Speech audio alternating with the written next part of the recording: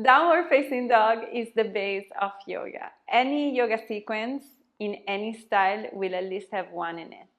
Yet, after months or sometimes even years of practice, it can happen that we feel not confident about our own downward facing dog. My name is Tina, and in this video I will show you 3 common mistakes that we often do in downward facing dog, how to fix them, and how to enter a perfect downward facing dog even if you lack flexibilities in the back of your legs and in your shoulders. Let's begin. So for this video I will ask my model Alberto to come and enter a downward facing dog. Ideally, a teacher will most likely cue your downward facing dog as put your hands as wide as your shoulders, rotate the bicep in, push the floor away with your hands, and then it will ask you to maybe rotate the seat bones towards the sky, feet hip width apart. These are general downward facing dog cues that yoga teacher usually give. Many times though, because we lack flexibility in the back of the legs and often also in the shoulders here, we end up doing a downward facing dog like this one. How to fix this downward facing dog? The first thing that we can do is we don't want to have the head pulled down, hanging this way, but we want to maintain the head in neutral spine first. Then, to the shoulders, we want the shoulder blades to wrap around the side of our body. How we can do that? The easiest way to do that would be that of rotating the bicep in so that the eye of the elbow is facing forward. Once we did this, our shoulder blades automatically wrap around the upper part of the body, of the back, and then when we push the floor away, we can open up our armpits more.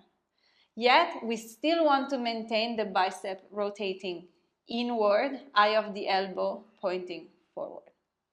The second thing that can help us to make a better downward facing dog, let's remember that the goal of downward facing dog is not that of bringing our heels onto the ground. Actually, the goal of downward facing dog is that of creating a straight line from our fingertips all the way to our tailbone here.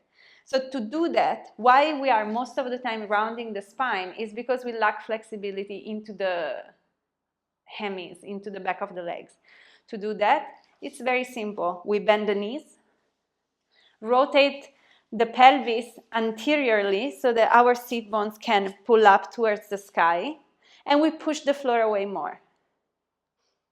Bend the knees a little bit more. Push push the floor away with your hands.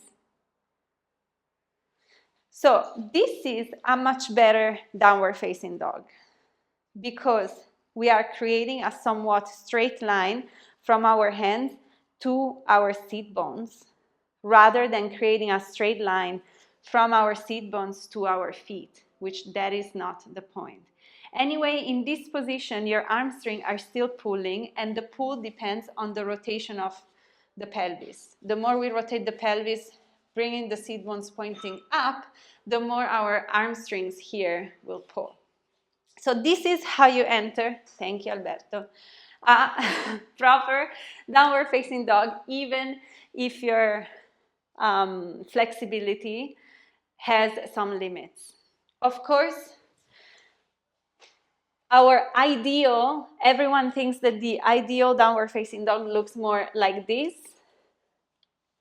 where you're creating a straight line from your fingertips to your seat bones as well as from your seat bones to your heels. But really, the legs part is not important. What we really want to do is that of creating a straight line from our fingertips to our hips. If we need to bend the knees to do so, then we can do that. The last mistake that many people do is maybe you can reach with your heels onto the ground and you can create a straight line. And often we drop our chest towards the ground. This, unless you're doing this downward facing dog in certain yoga styles, you're doing downward facing dog to stretch your shoulders. unless you're doing this pose with that purpose, you don't want to have your chest dropping down. You actually want to push the floor away, rotate the bicep in so I can wrap my shoulder blades here to the side.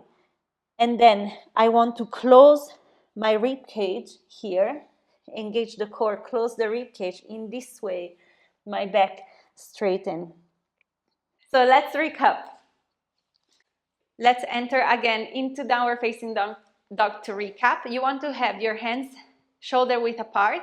You want to rotate the bicep inward so that the eye of the elbow is facing forward. Ears away from, shoulders away from the ears, shoulder blades wrapping around the side of your body. Here you really want to push the floor away to create a straight line from your fingertips to your tailbone. To do that, it's better to bend the knees and rotate the pelvis forward so that the sit bones are pointing up to the sky in a way that we can have a straight line in our back, feet hip width apart. This is a very good, almost perfect downward facing dog. It's much better to do this than to go and press our heels onto the ground and round the spine. Okay, thank you, Alberto. We hope that this video was useful for you and that you learned something new. Let us know in the comment if you have any questions about downward facing dog, anything that was not clear, or if you would like to know and study together other yoga poses.